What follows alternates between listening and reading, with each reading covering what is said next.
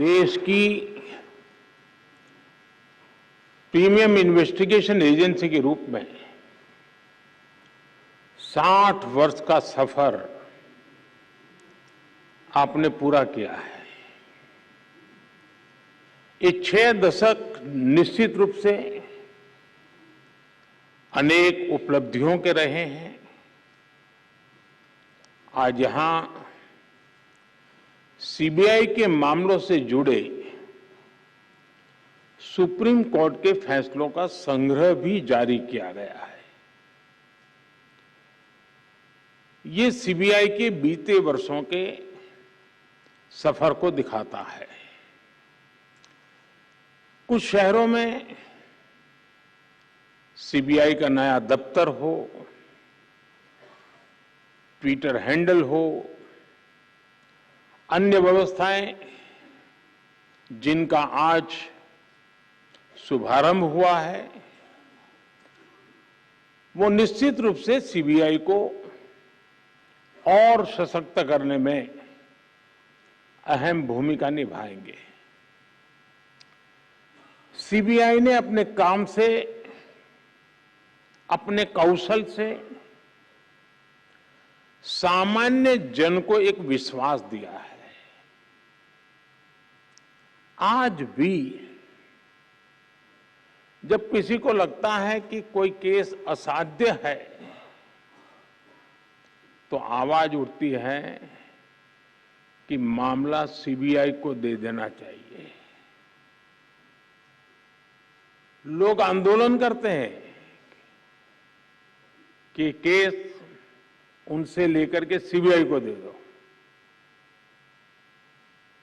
यहां तक कि पंचायत स्तर पर भी कोई मामला आता है तो लोग कहते हैं, अरे भाई इसके तो सीबीआई के हवाले करना चाहिए। न्याय के, इंसाफ के एक ब्रांड के रूप में सीबीआई हर जुबान पर है। सामान्य जन का ऐसा भरोसा जीतना कोई साधारण उपलब्धि नहीं है।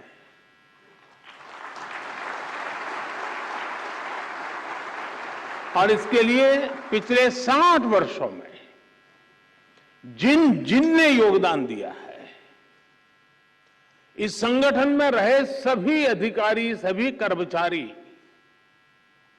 बहुत बहुत बधाई के पात्र हैं।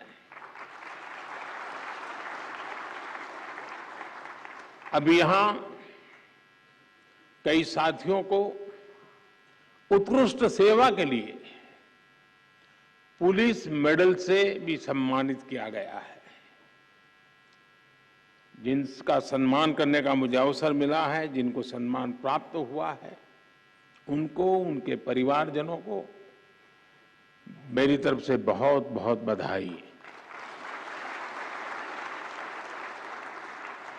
साथियों, इस महत्वपूर्ण पड़ाव पर अतीत की उपलब्धियों के साथ ही आने वाले समय की, भविष्य की चुनौतियों पर मंथन भी उतना ही आवश्यक है। आपने जो चिंतन शिविर किया है, इसका उद्देश्य भी अपने आप को अपग्रेड करना, अपने आप को अपडेट करना और इसमें पुराने अनुभवों से सीख लेते हुए भविष्य के रास्ते निकालने हैं, निर्धारित करने हैं। ये भी ऐसे समय में हो रहा है जब देश ने अमृत काल की यात्रा का आरंभ किया है। कोटि कोटि भारतीयों ने आने वाले 25 सालों में भारत को विकसित बनाने का संकल्प लिया है और विकसित भारत का निर्माण प्रोफेशनल और एफिशिएंट इंस्टीट्यूशंस के बिना संभव नहीं है। और इसलिए सीबीआई पर बहुत बड़ी जिम्मेदारी है। साथियों, पिछले 6 दशकों में सीबीआई ने मल्टी डायमेंशनल और मल्टी डिसिप्लिनरी जांच एजेंसी के तौर पर अपनी पहचान बनाई है। आज सीबीआई का दायरा काफी बड़ा हो चुका है। बैंक फ्रॉड से लेकर वाइल्ड लाइफ से जुड़े अपराधों, यानी यहां से यहां तक, महानगर से लेकर के जंगल तक अब सीबीआई को दौड़ना पड़ रहा है। ऑर्गेनाइज क्राइम से लेकर साइबर क्राइम तक के मामले सीबीआई देख रही है, लेकिन मुख्य रूप से सीबीआई की जिम्मेदारी भ्रष्टाचार से देश को मुक्त करने की है। भ्रष्टाचार कोई सामान्य अपराध नहीं होता। भ्रष्टाचार गरीब से उसका हक छीनता है। भ्रष्टाचार अनेक अपराधों का सिलसिला शुरू करता है, अपराधों को जन्म देता है।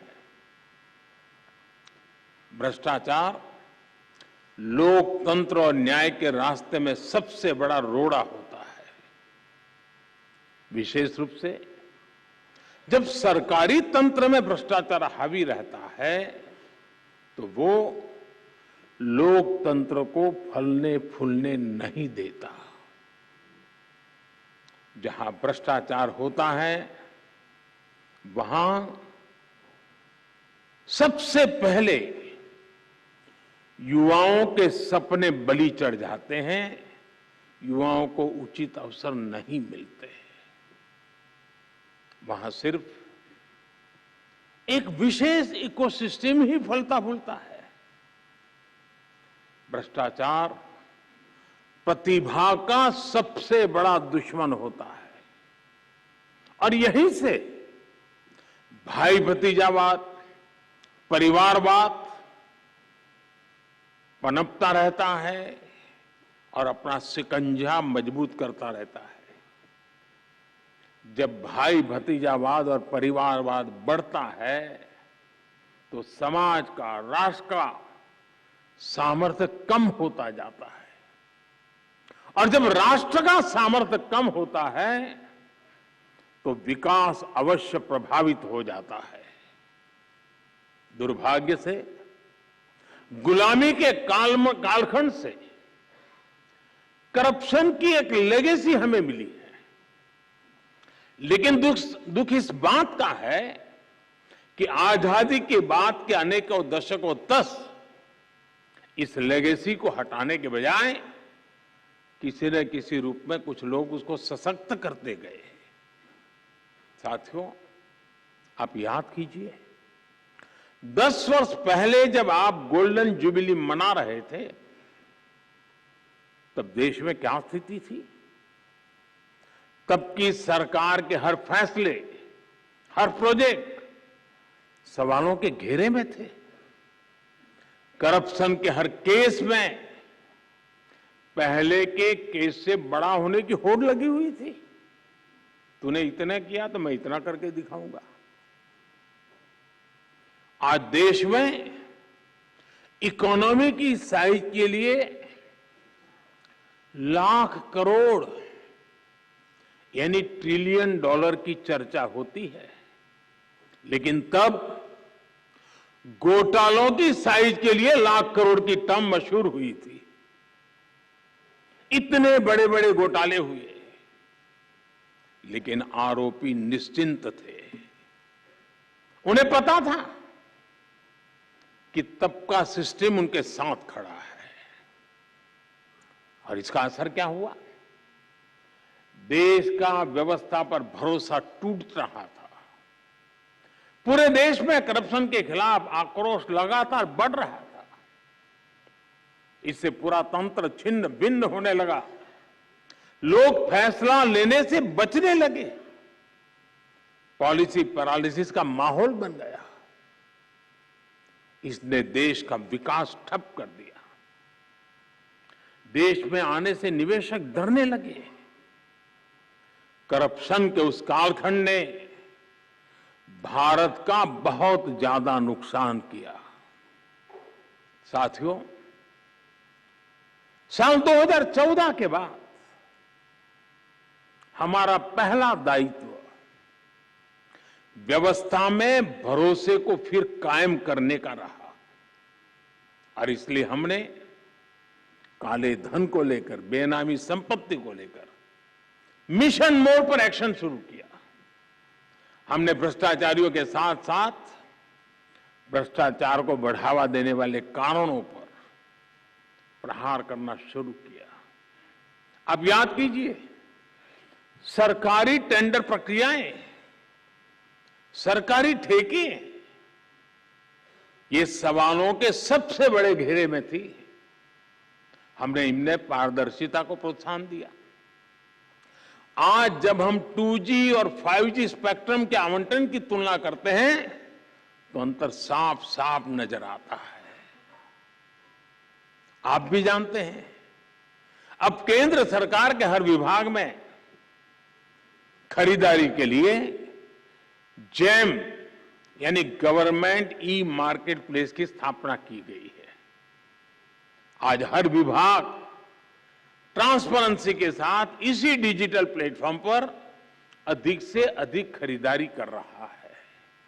साथियों, आज हम इंटरनेट बैंकिंग की बात करते हैं, यूपीआई से रिकॉर्ड ट्रांजैक्शन की बात करते हैं, लेकिन हमने 2014 से पहले का फोन बैंकिंग वाला दौर भी देखा है। ये वो दौर था जब दिल्ली में प्रभावशाली राजनीतिक दलों से जुड़े लोगों के फोन पर हजारों करोड़ रुपए के बैंक लोन मिला करते थे। इसने हमारी अर्थव्यवस्था के आधार, हमारे बैंकिंग सिस्टम को बर्बाद कर दिया था। बीते वर्षों में हम बहुत मेहनत करके अपनी बैंकिंग सेक्टर को मुश्किलों से बाहर निकाल करके लाए हैं। फोन बैंकिंग के उस दौर में कुछ लोगों ने 22,000 करोड़ रुपए देश के बैंकों के लूट लिए और विदेश भाग गए। हमने फ्यूजिटिव इकोनॉमिक ऑफेंडर्स कानून बनाया। अभी तक विदेश भागे इन आर्थिक अपराधियों की 20,000 करोड़ रुपए से अधिक की संपत्ति जब्त की जा चुकी है।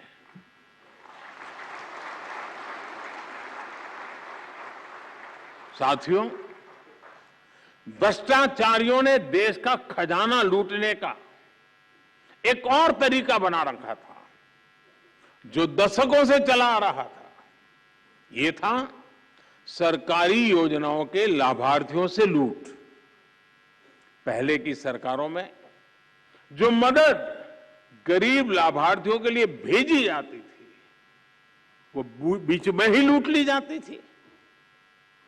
राशन हो, घर हो, स्कॉलरशिप हो, पेंशन हो, ऐसी अनेक सरकारी स्कीम्स में असली लाभार्थी खुद को ठगा हुआ महसूस करते थे। और एक प्रधानमंत्री ने तो कहा था, 1 रुपया जाता है 15 पैसा पहुंचता है। 85 पैसों की चोरी होती थी। पिछले दिनों में सोच रहा था, हमने डीबीटी के द्वारा करीब 27 लाख करोड़ रुपए नीचे लोगों में पहुंचाया है। अगर उस हिसाब से देखता तो 27 लाख करोड़ में से करीब करीब 16 लाख करोड़ कहीं चले गए होते। आज जनधन, आधार, मोबाइल की ट्रिनिटी से हर लाभार्थी को उसका पूरा हक मिल रहा है। इस व्यवस्था से 8 करोड़ से अधिक फर्जी लाभार्थी सिस्टम से बाहर हुए हैं।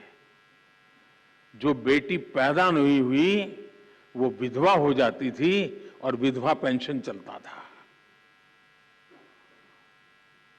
डीबीटी से देश के करीब 2.25 लाख करोड़ रुपए गलत हाथों में जाने से बचे हैं। साथियों, एक समय था जब सरकारी नौकरियों में इंटरव्यू पास कराने के लिए भी जमकर के भ्रष्टाचार होता था। हमने केंद्रीय भर्तियों की ग्रुप सी, ग्रुप डी भर्तियों से इंटरव्यू खत्म कर दिया। एक समय में यूरिया के भी घोटाले होते थे। हमने यूरिया में नीम कोटिंग कर इस पर भी लगाम लगा दी। डिफेंस डील्स में भी घोटाले आम थे। बीते 9 वर्षों में डिफेंस डील्स पूरी पारदर्शिता के साथ किया गया है। अब तो हम भारत में ही अपनी जरूरत का रक्षा सामान बनाने पर बल दे रहे हैं। साथियों, भ्रष्टाचार के विरुद्ध लड़ाई को लेकर ऐसे अनेक कदम आप भी बता सकते हैं, मैं भी गिना सकता हूं। लेकिन अतीत के हर अध्याय से हमें कुछ न कुछ सीखने की जरूरत है।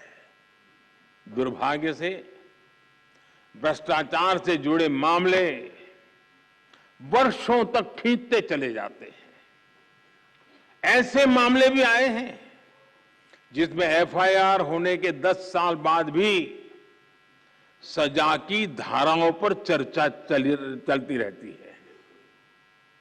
आज भी जिन मामलों पर एक्शन हो रहे हैं वो कई कई साल पुराने हैं। जांच में देरी 2 तरीके से समस्या को जन्म देती है। एक तरफ भ्रष्टाचारी को सजा देर से मिलती है, तो दूसरी तरफ निर्दोष परेशान होता रहता है। हमें सुनिश्चित करना होगा कि कैसे हम इस प्रोसेस को तेज बनाएं और भ्रष्टाचार में दोषी को सजा मिलने का रास्ता साफ हो पाए। हमें बेस्ट इंटरनेशनल प्रैक्टिसेस को स्टडी करना होगा। जांच अधिकारियों की कैपेसिटी बिल्डिंग पर फोकस करना होगा। और साथियों, आपके बीच मैं एक बात फिर स्पष्ट करना चाहता हूं। आज देश में करप्शन के खिलाफ कार्रवाई करने के लिए राजनीति की इच्छा शक्ति में कोई कमी नहीं है। आपको कहीं पर भी हिचकने, कहीं रुकने की जरूरत नहीं है। मैं जानता हूं जिनके खिलाफ एक्शन ले रहे हैं वो बहुत ताकतवर लोग हैं। बरसों बरस तक वो सरकार का, सिस्टम का हिस्सा रहे हैं। संभव है कई जगह किसी राज्य में आज भी विकसित सत्ता का हिस्सा हो। बरसों बरस तक उन्होंने भी एक इकोसिस्टम बनाया है। इकोसिस्टम अक्सर उनके काले कारनामों को कवर देने के लिए, आप जैसी संस्थाओं की छवि बिगाड़ने के लिए एक्टिव हो जाता है। एजेंसी पर ही हमला बोल दो, ये लोग आपका ध्यान भटकाते रहेंगे, लेकिन आपको अपने काम पर फोकस रखना है। कोई भी भ्रष्टाचारी बचना नहीं चाहिए। हमारी कोशिशों में कोई भी डील नहीं आनी चाहिए। ये देश की इच्छा है, ये देशवासियों की इच्छा है। और मैं आपको भरोसा दिलाता हूं, देश आपके साथ है, कानून आपके साथ है, देश का संविधान आपके साथ है। साथियों, बेहतर परिणामों के लिए अलग अलग एजेंसियों के बीच के साइलोज को भी खत्म करना बहुत आवश्यक है। ज्वाइंट और मल्टी डिसिप्लिनरी इन्वेस्टिगेशन आपसी विश्वास के माहौल में ही संभव होगा। अब देश की ज्योग्राफिकल बाउंड्रीज, उससे बाहर भी पैसों का, लोगों का, गुड्स एंड सर्विसेज का बड़े पैमाने पर मूवमेंट हो रहा है। जैसे जैसे भारत की आर्थिक शक्ति बढ़ रही है तो अड़चने पैदा करने वाले भी बढ़ रहे हैं। भारत के सामाजिक ताने बाने पर, हमारी एकता और भाईचारे पर, हमारे आर्थिक हितों पर, हमारे संस्थानों पर भी नित्य प्रतिदिन प्रहार बढ़ते चले जा रहे हैं और इसमें जाहिर तौर पर करप्शन का पैसा लगता है। इसलिए हमें क्राइम और करप्शन के मल्टीनेशनल नेचर को भी समझना होगा, स्टडी करना होगा, उसके रूट कॉज तक पहुंचना होगा। आज हम अक्सर देखते हैं कि आधुनिक टेक्नोलॉजी के कारण क्राइम ग्लोबल हो रहे हैं, लेकिन यही टेक्नोलॉजी, यही इनोवेशन समाधान भी दे सकते हैं। हमें इन्वेस्टिगेशन में फॉरेंसिक साइंस के उपयोग का और ज्यादा विस्तार करना होगा। साथियों, साइबर क्राइम जैसी चुनौतियों से निपटने के लिए हमें इनोवेटिव तरीके खोजने चाहिए। हम टेक एनेबल एंटरप्रेन्योर्स और यंगस्टर्स को अपने साथ जोड़ सकते हैं। आपके संगठन में ही कई टेक्नोसेवी युवा होंगे जिनका बेहतर उपयोग किया जा सकता है। साथियों, मुझे बताया गया है कि सीबीआई ने 75 ऐसी प्रथाओं को कंपाइल किया है जिन्हें समाप्त किया जा सकता है। हमें एक समयबद्ध तरीके से इस पर काम करना चाहिए। बीते वर्षों में सीबीआई ने खुद को इवॉल्व किया है। ये प्रक्रिया बिना रुके, बिना थके ऐसे ही चलती रहनी चाहिए। मुझे पूरा विश्वास है चिंतन शिविर एक नए आत्मविश्वास को जन्म देगी। ये चिंतन शिविर नए आयामों तक पहुंचने के रास्ते बनाएगी। ये चिंतन शिविर गंभीर से गंभीर, कठिन से कठिन समस्याओं को सुलझाने के तौर तरीके में आधुनिकता ले आएगी और हम ज्यादा प्रभावी होंगे, ज्यादा परिणामकारी होंगे और सामान्य नागरिक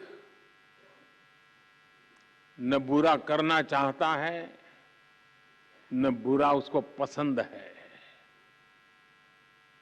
हम उसके भरोसे आगे बढ़ना चाहते हैं जिसके दिल में सच्चाई जिंदा है और वो संख्या कोटि कोटि जनों की है, कोटि कोटि जनों की है। इतना बड़ा सामर्थ्य हमारे साथ खड़ा है तो हमारे विश्वास में कहीं कमी की गुंजाइश नहीं है। साथियों, इस हीरक महोत्सव के महत्वपूर्ण अवसर पर मैं आपको अनेक अनेक शुभकामनाएं देता हूं। आप अपने लिए 15 साल में क्या करेंगे और अपने माध्यम से 2047 तक क्या अचीव करेंगे, ये 2 लक्ष्य तय कर करके आगे बढ़ना चाहिए।